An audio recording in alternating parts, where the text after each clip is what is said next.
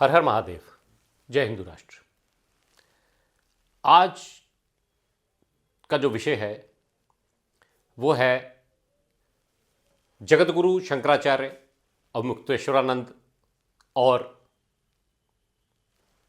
उत्तर प्रदेश के मुख्यमंत्री योगी आदित्यनाथ के बीच का जो विवाद है। तो ये विवाद क्या है, इसको पहले समझने की आवश्यकता है। विवाद तो सबको दिख रहा है कि विवाद चल रहा है। यह विवाद शुरू हुआ मौनी अमावस्या पे, लेकिन विवाद क्यों हुआ और कैसे हुआ, इसको समझना होगा। असल में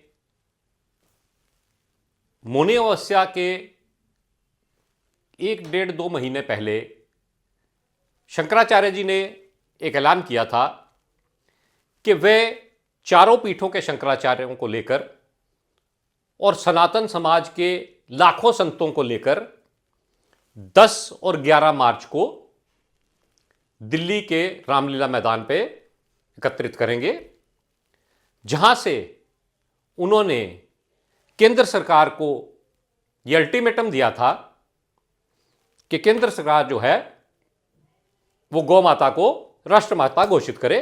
उसका एक मूवमेंट शुरू होने वाला था। अब इस मूवमेंट का डायरेक्ट टारगेट कौन रहता?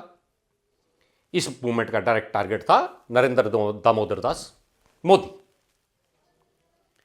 अब मोदी इतने बड़े शातिर हैं कि वो डायरेक्टली किसी भी संत से क्या, खासकर अवमुक्तेश्वरानंद से नहीं भिड़ेंगे।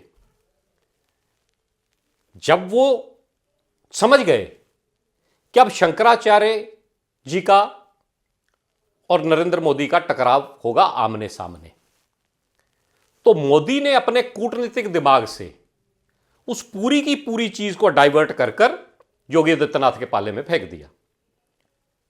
और मेरा व्यक्तिगत यह मानना है कि योगी जी इस बात को समझ ही नहीं पाए, ना भांप पाए। अगर भांप लेते तो एक संत की भांति वो अपना इस पूरे विवाद को लेकर अपना आचार रखते, लेकिन उन्होंने भी एक राजनेता की तरह रिएक्ट किया इस पे। क्यों?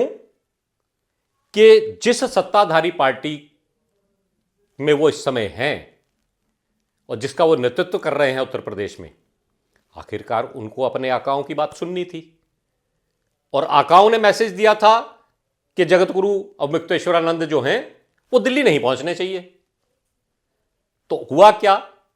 अवमुक्तेश्वरानंद जी भी वहीं उलझ कर रह गए और योगी जी इस विवाद के टारगेट बन गए।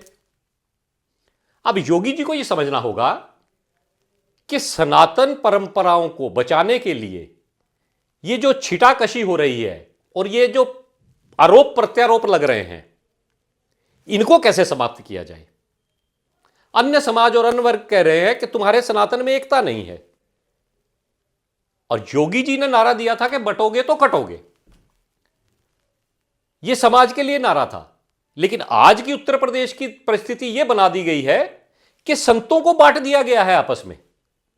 संत समाज बटा हुआ है, पूरा का पूरा संत समाज अवमुक्तेश्वरानंद जी के साथ खड़ा है, शंकराचार्य जी के साथ, लेकिन आप लोगों के सामने कोई मुंह खोलने को तैयार नहीं है। समझ में यह नहीं आ रहा कि योगी आदित्यनाथ जैसे व्यक्ति को कौन ऐसे सलाहकार हैं जो सलाह दे रहे हैं कि आप शंकराचार्य जी के साथ टकराव की स्थिति में रहिए। अगर आप इसमें अपनी राजनीतिक रोटियां सेक रहे हैं तो मैं आपसे विनम्र विनती करता हूं कि इस पूरे प्रकरण में राजनीति से ऊपर उठकर, चूंकि आप खुद एक संत के चोले में हैं और संत का मान सम्मान रखना आपका कर्तव्य है। आपके गुरु महंत वैद्यनाथ जो थे, आप उनकी परंपरा को देखिए, उनका संत प्रेम देखिए। आज की स्थिति इतनी बुरी हो चुकी है उत्तर प्रदेश के लिए, उत्तर प्रदेश ही नहीं पूरे देश का सनातनी आपको देख रहा है। और इस विवाद को खत्म करने के लिए आपको ही पहल करनी होगी। अपना बड़प्पन दिखाइए, आगे बढ़िए, इस विवाद को खत्म करिए। क्योंकि मेरा व्यक्तिगत यह मानना है कि आज की डेट में योगी आदित्यनाथ पूरी तरह से नरेंद्र मोदी के प्लान का जो है उसके शिकार हो गए, जो कि अब मुक्तेश्वरानंद सरस्वती जी को 10 और 11 मार्च में जो उनको दिल्ली में रहना था रामलीला मैदान पे, अब वो ये ऐलान कर चुके कि अब हम लखनऊ चलेंगे।